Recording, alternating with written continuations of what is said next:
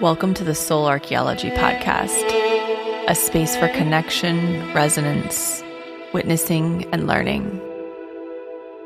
Together we'll harvest medicine from the spiral of life, sharing conversations with other embodied humans who have navigated their own initiations and found alignment with their true soul essence.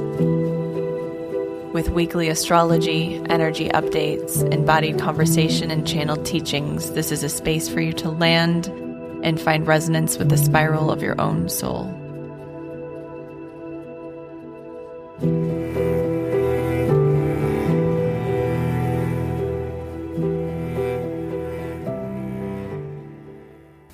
Hello, welcome back to Soul Archaeology.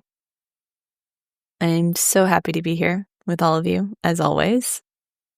We have a dynamic week, and we're this week officially closing the Eclipse portal. So there's a lot moving. We're at a threshold, and as we know, those threshold points really hold a lot of charge. They hold excess emotion and energy that has been sort of sitting in these layers.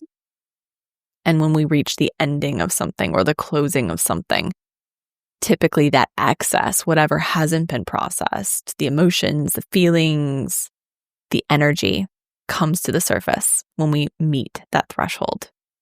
We've also had a lot of sort of culmination energy this week, over the last week. T-squares between the Sun, Chiron, and Jupiter in Cancer. And what's so interesting is I've had a lot of people last week reach out, especially on Friday when that T-square sort of reached its pinnacle point. The Sun in Libra opposing Chiron in Aries, and both of them squaring Jupiter in Cancer. And when we're working with a T-square, we're looking at that apex point, that point where the pinnacle occurs, and that's where the energy is most intense. And that apex point was Jupiter in Cancer at 24 degrees. And I had a friend reach out. She had lost her home in the Palisades fire. The fire occurred on January 6th and 7th, 2025, here in Los Angeles. She lost her home around that time. And we had, a week later, a full moon in Cancer at 23 degrees. We also had Mars retrograding at 23 degrees during all of that. And lo and behold, Jupiter is currently sitting at 24 degrees of Cancer. So right on that point where we had the fires in LA, themes around safety, belonging, security, caretaking, mothering, nurturing, safety, emotional safety, home, we're all at the forefront. And so with that T-square that's been building, it was exact on Friday, the 17th, we got to experience a revisiting of the intensity, the emotions, the grief, whatever hasn't been processed around that experience. And what's so interesting is a friend of mine, the friend that had lost her home, reached out on Saturday and said, "What in the world happened yesterday? I was just bawling. It was uncontrolled crying. I was walking around bawling and crying. And it was just this huge emotional release of what we had gone through over this year, what she personally had been through, losing her home, having to start all over. None of her belongings were saved. She's living in a new city. And when she reached out and said that, I immediately saw the T-square, but then I looked and I was like, wow, Jupiter is sitting on that exact point of that full moon in Cancer that we had on January 14th, right when many of us were unsure about whether or not we had homes. We were in the throes of the multiple fires here in Los Angeles. So it's very significant. It's really amazing. And that's how astrology works, is it brings us to these layers within us, these unconscious layers, these parts and pieces of us that need attention, want attention, that have been unconscious or that haven't quite been ready to come forward. and it creates the right conditions for them to come up. And then it's on us to make the conditions appropriate for it to be processed. And those conditions can look like taking some space. It can look like tending to the body. It can look like calling a friend, whatever the conditions are that your system needs to be able to meet these experiences. And what's so interesting is she had gone to a breathwork the day before. And so that breathwork experience obviously opened up something probably held within our diaphragm. That's where we hold a lot of grief in our lungs, our diaphragm, and our breath, that was then ready to move for her. What's also interesting is that often we begin processing trauma, especially something like that, shock trauma, only when we feel safe again. And I've talked to many people in Los Angeles who are just now starting to feel the repercussions of what occurred in January of 2025. I actually talked to my tax gal recently who's had all of these health issues come up since the fires. She lost her home in Altadena, and that's how trauma works, is when it gets stuck and stored and trapped, it starts to materialize as symptoms. And so if you too felt an activation on the 17th, on October 17th, with that, if you live in Los Angeles especially, or if you have loved ones here, I have a feeling probably some of this old material was coming up for you as well. I felt a wave. Like, it was almost down to the minute when that T-square exacted on Friday the 17th. This huge wave came over me. I was having a great day, and then I just felt grief that was so old, so wild and fascinating because I couldn't place it. I couldn't match it with anything that was happening in my current reality, and I just knew it was old. And so I just sat with myself. I abandoned my to-do list. I knew it wasn't getting completed, and I just took the time and space that I needed to tend to that part. I was also processing a lot of collective data too. So just a little piece of how astrology can show up in daily life, how it works, how it moves through us. It is remarkable, and it can be so subtle. And if we like to track this, you can go back and look at the dates of specific events in your life, and maybe when you felt that come up again, and see if there are any similar transits. It's so fascinating. And this is another threshold week. We are at a point where we are completing what surfaced during the eclipse portal. Really, from that first new moon in Virgo on August 22nd and 23rd, which opened the eclipse window. I always say that eclipse windows, they're a 2-month period of time. They open a month before, they close a month after. So we are in the closure of this with the new moon in Libra on October 21st. So this week on the 21st, we have a new moon at 28 degrees of Libra. On the 22nd, we have the sun entering Scorpio. So Scorpio season begins right away. That same day, Neptune retrogrades back into Pisces, which is something I really want to touch on because it's also ending something that perhaps began in 2011. And then on October 24th, we have the sun in Scorpio squaring Pluto in Aquarius. That same day, we start to really activate this grand trine of water that I've been talking about, that we've been building towards, which involves Mercury in Scorpio, Mars in Scorpio, Jupiter in Cancer, and Saturn in Pisces. So this is a dynamic week.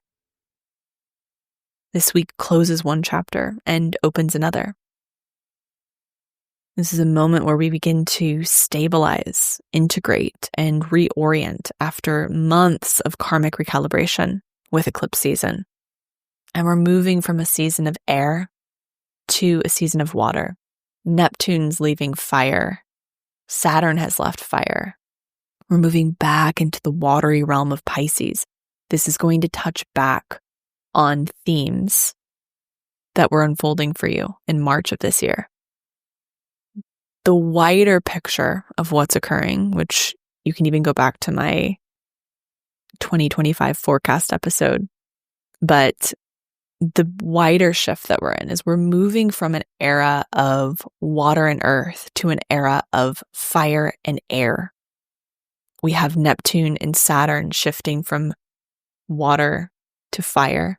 We have Uranus moving from Taurus to Gemini. And then we also had Pluto shifting from earth to air as well, from Capricorn to Aquarius.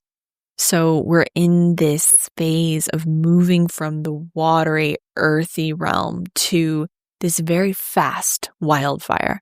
In 2026, the energy begins to pick up tremendously. This fall and this winter is a little bit of a pulling back into the water realms, a pulling back into the earth realms. Uranus also shifts back into Taurus. And in spring and early summer of 2026, we are officially in the phase of fire and air.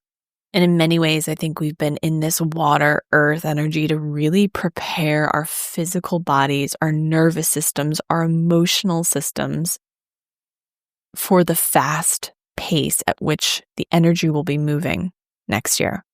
And this is extremely fast.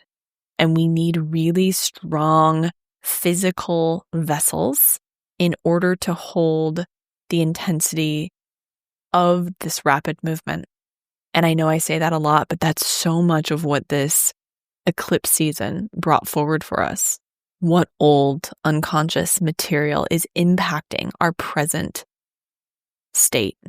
So we're in a little bit of a pullback period from now until February of 2026.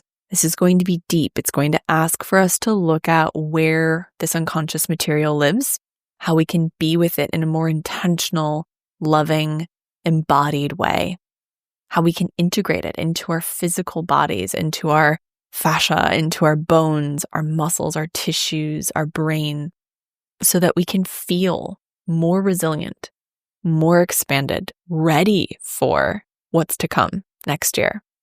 I talked a lot about it in that forecast episode too, but the beginning of this year was kind of slow moving. It was watery. It was very deep and subterranean in many ways.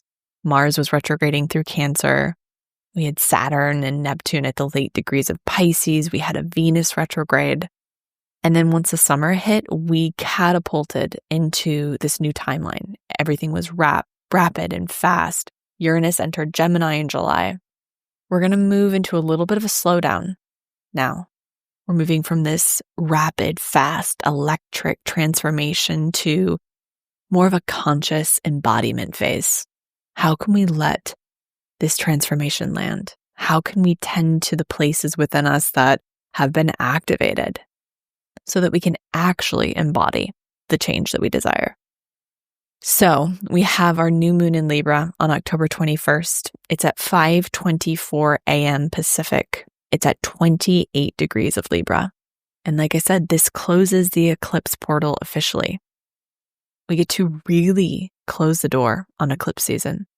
We get to begin manifesting again and starting to feel our own free will, our life force emerge again. And this new moon has some pretty significant aspects to it. It's opposite Chiron in Aries, so core wounding can come up. The sun and moon are together at 28 degrees of Libra, which means there's this resetting of the energy. A new moon is the beginning of a new lunar cycle. It's also the ending of an old cycle. So I always feel that new moons are so dynamic because they are that point where endings meet beginnings. So there's grief and loss and release, also with new life, rebirth, fresh life force. It is absolutely a threshold point. So we have the sun and moon meeting at 28 degrees of Libra. On the opposite side of the zodiac, we have Chiron, which has been sitting there and revealing to all of us where we hold wounding around identity, self, power, anger, rejection, vulnerability. Chiron is the wounded healer. It really reveals not only where our core wounds lie, but also where the greatest opportunities for healing, our greatest medicine, also lie. So this might be a confronting new moon. It's also being squared by Jupiter in Cancer and Pluto in the early degrees of Aquarius. So once again, we're in this energy of Jupiter showing us where we have opportunity to transmute core wounds. And with Pluto involved, it's showing us where we hold power dynamics, issues around control, and unconscious material that are influencing our relationships. And that's what this whole new moon is about. It's revealing to us where we hold unconscious material within our relationships. This new moon is also part of a yod, or sometimes called a finger of God. And it's a configuration that is a paradox. It's when you have two quincunxes and a sextile. And this is involving the new moon, the sun, Saturn in Pisces, Neptune in Aries, and Uranus in Gemini, which is revealing this pressure pointing to the new moon in Libra as a point of breakthrough or opportunity. And this is revealing where we might be abandoning self or sacrificing our own needs for relationship, or where we are operating from a space of wounding around independence, where we are avoidant of relationship and intimacy. With Chiron and Aries, it's going to be showing us where we are within our relational dynamics, our sense of self. Are we on one side of the spectrum that is hyper independent, perhaps even avoidant of intimacy and relationship? Or are we on the other side that is deeply codependent, probably enmeshed, maybe dependent on relationships in order to feel secure and safe, maybe even abandoning self? With the squaring to Jupiter in Cancer and Pluto in Aquarius, it's going to show us where old power dynamics, old attachment patterns, and unconscious material are influencing how we relate. The medicine with all of this is the highest expression of Libra, which is balance. This is a reset of our relational field. This is a reweaving of the nervous system between self and other. For months, we've been moving through stripping, shredding, dismantling the layers of story, identity, and attachment. With this opposition between this new moon and Chiron and Aries, it's reminding us that our capacity to love another is directly tied to how willing we are to honor our own existence, to understand our own needs, to access our own sense of self. All of our relationships are born from our sense of self and how rooted in self we are. We need a strong sense of self in order to relate from an authentic place. And all unhealthy relational dynamics and attachment patterns come from a disconnection from self. So Chiron is revealing where this begins. Where do you hold wounds around self?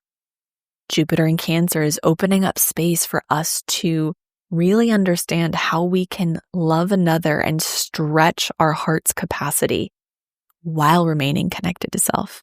This is the highest expression of the mother archetype. Honoring self so that we can expand our hearts to caretake others as well. And there's a longing here for emotional safety, home, belonging. But Jupiter in Cancer is reminding us that safety cannot be found through control. It comes through trust, and trust is born within first. With Pluto and Aquarius involved, Pluto is surfacing where we hold power dynamics, where we have an undercurrent of power, control, projection in relationships. It might expose where we've been trying to rescue others, fix dynamics, or hold the weight of our relationships out of fear of abandonment. Where are you controlling out of fear? And then the finger of God activation is a triangle of tension and potential, helping us, encouraging us to find balance. We're being reshaped in how we relate, not just to others, but to ourselves and life itself. Saturn in Pisces is asking for emotional maturity, energetic boundaries, spiritual hygiene.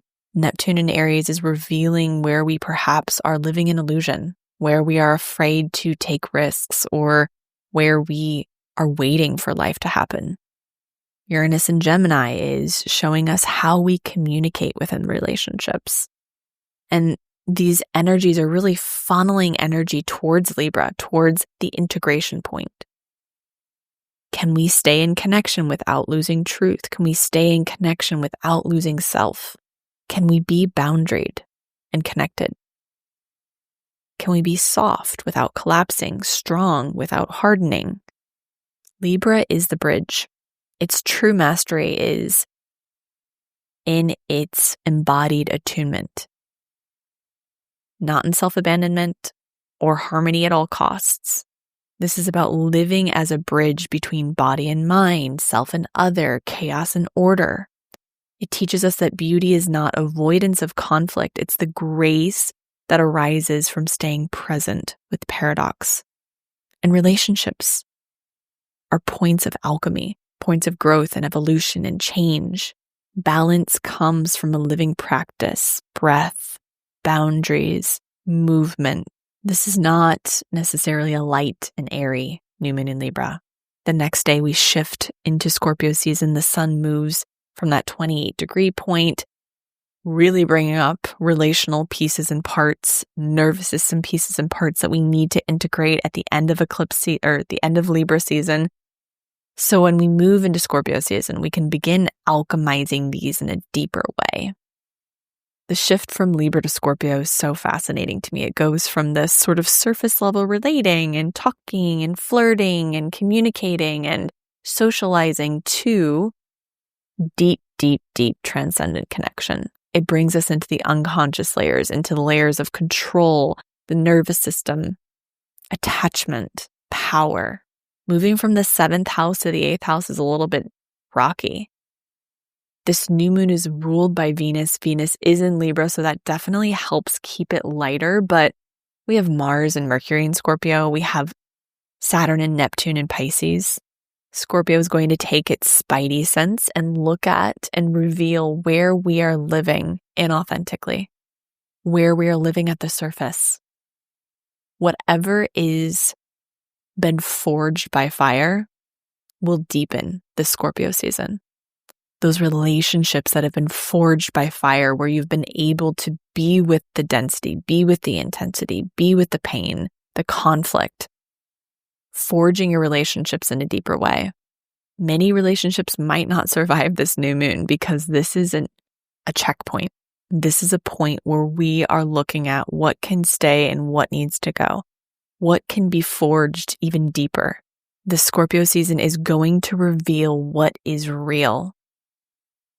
So this new moon is really an exhale after a long cycle of eclipses, endings, beginnings. It's a checkpoint. It's where we can begin to build new foundations for relational truth, beginning to rewire your nervous system relationship to love and safety. And it's going to reveal what's integrous, what's real, what's true, what can be forged by fire. When the sun enters Scorpio, the next day, the energy deepens. Themes around truth, intimacy, regeneration, rebirth. This is going to be a season of integration. Integrating what's been revealed. After this fast-paced summer, we get to land and start to actually digest. Where Libra seeks harmony, Scorpio demands honesty. Even when it unravels what's false, even when it reveals what's been sort of familiar or supportive in certain ways, Scorpio's like X-ray vision. So this moon is all about bringing the unconscious material to the surface. What's affecting our relationships? What is influencing how we relate? This is about redirecting us towards conscious relating, And all of the different layers, these aspects to this moon, are going to bring those forward. It's going to be a confronting time. Then we have Neptune retrograding back into Pisces on the 24th. This is its last journey through Pisces in our lifetime. It's been there since 2011. In the end of March, it shifted into Aries. It's been in the early degrees of Aries since March. Now we're back in Pisces until February of 2026. So this is the last block of time. This is the last cycle, the last phase of Neptune in Pisces in our lifetime. What have you been working through since 2011? What layers of illusions have you been working through? What have you been dreaming of but not taking action on? What are you romanticizing? What are you afraid to look at?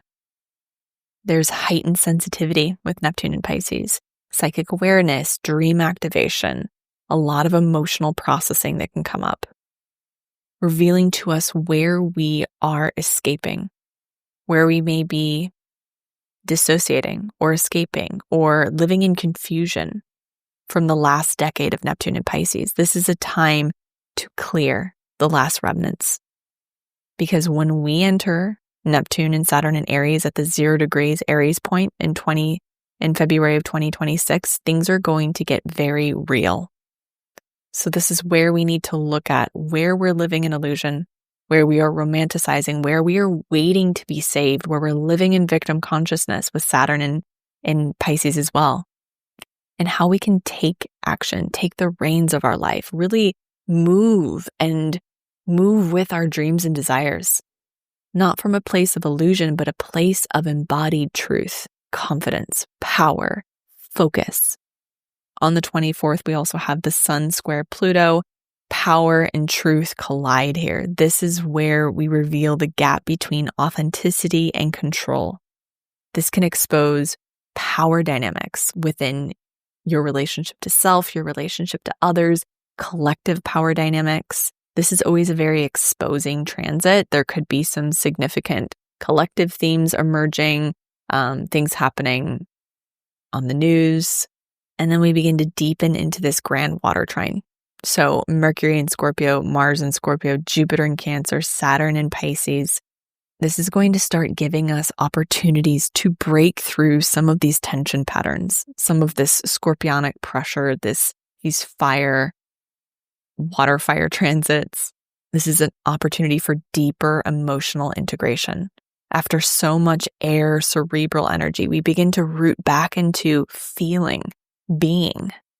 This week is really a breakthrough point. It's where we begin to really see clearly what we need to, where we begin to take the reins, where we can start taking action, where we can begin to emote and process what's unfolded over the last 2 months.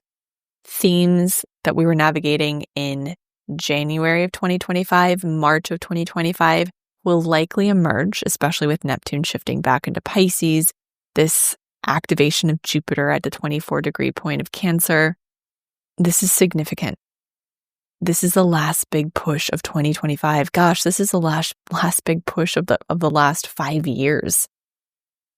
It's our job to create the conditions for us to be able to be with and process what's coming forward. We don't necessarily need to know exactly what's happening to process this. This is a point of emotional attunement and being with the emotional experience of what's happening, this swirl. We're in retrograde season. We are in water. This is where the veil thins. Scorpio season is deeply revealing. So I encourage you to be very gentle with yourself. Allow yourself to really sink into this week. Maybe create some space where you can just be with what's surfacing. New moons bring new opportunities, new beginnings. That is actually the card that I pulled today from the Untamed Elemental deck for the Soul Archaeology community. And it's the rainbow card. And it's all about abundance and new opportunity, which we love. Rainbow is a promise kept, brought to life in the glorious aftermath of the storm. He is a spellbinding reflection of unseen particles dancing in the ethers, positioned for all of us to witness and absorb.